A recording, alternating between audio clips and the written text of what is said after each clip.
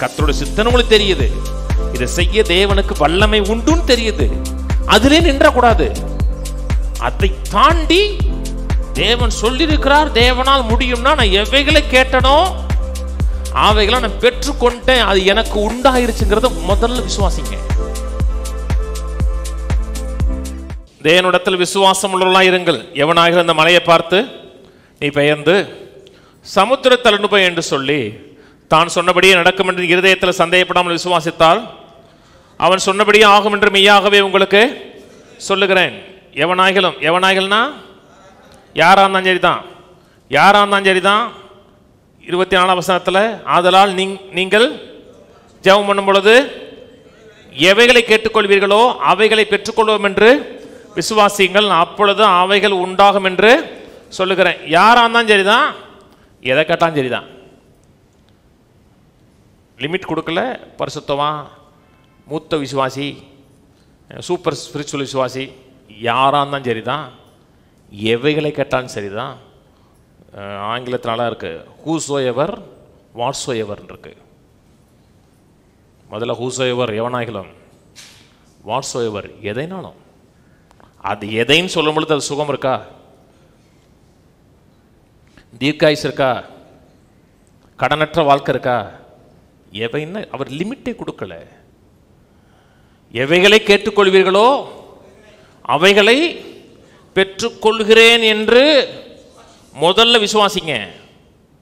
சுகத்தை பெற்றுக்கொண்டேன், கடனற்ற வாழ்க்கையை பெற்றுக்கொண்டேன், சமாதானத்தை பெற்றுக்கொண்டேன் முதல்ல விசுவாசிங்க. அப்புறம் அப்போ ஒரு பீரியட் ஆஃப் டயத்தில், ஒரு செகண்ட் இருக்கலாம், ஒரு நாளாக இருக்கலாம், 2 நாளாக இருக்கலாம், அவைகள் உண்டாங்கிறது முதல்ல வருதா, விசுவாசிங்கிறது முதல்ல வருதா? முதல்ல விசுவாசிங்க, அப்புறம் உண்டாகும். மக்கள் நினைக்கிறாங்கன்னா ரிப்போர்ட் நல்லா மாறினா விசுவாசிக்கிறேன், கடன்லாம் அடைஞ்சிருச்சு நான் விசுவாசிக்கிறேன், என் வாழ்க்கையில் ஒரு மாறுதல் வந்ததுக்கு அப்புறம் விசுவாசிக்கிறேன். அது விசுவாசம் கிடையாது. கண்டு விசுவாசிக்கல, காணாதிருந்தும் தேவனோட வார்த்தை சொல்லுது நான் விசுவாசிக்கிறேன். உங்கள் வாழ்க்கையில் நீங்கள் எதை விசுவாசிக்கிறீர்களோ அவைகளை கட்டாயம் காண்பீர்கள். ஏன்னா தேவன் வாக்குத்தத்தம் பண்ணவர், உண்மை உள்ளவர், சொல்லியும் செய்யாத இருப்பார். விசுவாசம்னா என்ன? நம்பப்படுகிறவைகளின் உறுதி, காணப்படாதவைகளின். ஒரு காரியத்தை காணலை, தீர்க்காயுசை பார்க்கல, நிறைவே பார்க்கல, சரீரத்தை சில பலவீனம் இருக்கலாம், கடனற்ற வாழ்க்கையை பார்க்க முடியல, கடன் அடைச்சிட்டு ஒரு சூப்பரான ஒரு காரில் போகிறத பார்க்க முடியல, அடுத்தவன் போகிறத தான் பார்க்குறோம். நீங்கள் போகிறத பார்க்க முடியலன்னா முதல்ல வசனத்தை பாருங்க. வசனத்தை பார்த்துட்டு இவைகள் என் வாழ்க்கையில் உண்டாயிருக்கிறது என்பதை விசுவாசிங்க. அப்புறம் கான்ஃபிடென்ட்டாக எதிர்பாருங்க. எவைகளை எதிர்பார்க்கிறீர்களோ, விசுவாசத்தின் அடிப்படையில் எவைகளை எதிர்பார்க்கிறீர்களோ அவைகள் உங்களுக்கு உண்டாகும். சிலுவையில் மரிச்சதை பார்த்தீங்களா?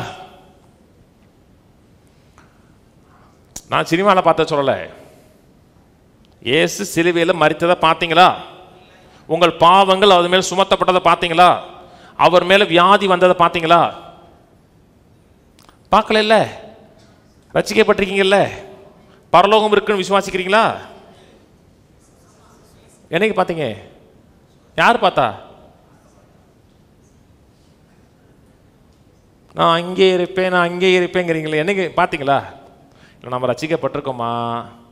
பரலோகம்லாம் மெய்யாவே இருக்கத்தான் செய்தா அப்படின்னு யோசிச்சு பாருங்க, தூக்கம் போயிடும்.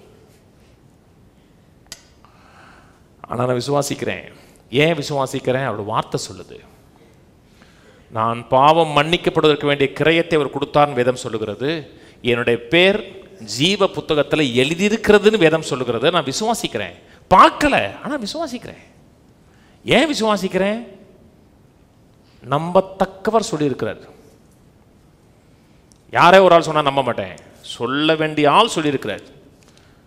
எவைகளை கேட்டுக்கொள்வீர்களோ அவைகளை பெற்றுக்கொள்ளுகிறேன்னு விசுவாசிங்க. எல்லாம் படிங்க. எதை விசுவாசிக்க சொல்றாரு?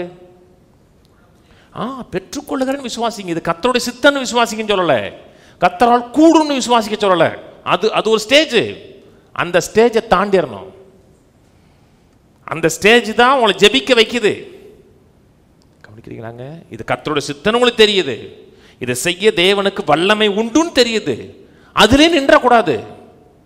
அதை தாண்டி தேவன் சொல்லியிருக்கிறார், தேவனால் முடியும்னா நான் எவைகளை கேட்டனோ அவைகளை நான் பெற்றுக்கொண்டேன், அது எனக்கு உண்டாயிருச்சுங்கிறத முதல்ல விசுவாசிங்க. விசுவாசிட்டீங்களா? ஜெபம் பண்ணிக்கியா? எதுக்கு எதுக்கு அதுக்கு அப்ப அதுக்கு விசுவாசிக்கிறியா? நீங்க விசுவாசிங்கன்னா அடுத்த மோடு எங்க போனா தேங்க்ஸ் கிவிங் மோடுக்கு போயிடணும். ஆண்டவரே சுகமாக்கினதுக்கா நன்றி, கடனை எல்லாம் அடைச்சதுக்கா நன்றி, நல்ல வீட்டை கொடுத்ததுக்கா நன்றி, நல்ல கார்ல என் குடும்பம் வர்றதுக்கா நன்றின்னு சொல்லணும். அடுத்த மோடுக்கு போயிடணும். எவைகளை கேட்டுக்கொள்வீர்களோ, பக்கத்துல கை கொடுத்து சொல்லுங்க, எவைகளை தேவனிடத்தில் கேட்டுக்கொண்டீர்களோ அவைகளை பெறுவீர்கள். பெற்றுக்கொண்டதாக முதலில் விசுவாசியுங்கள். ஆமென்.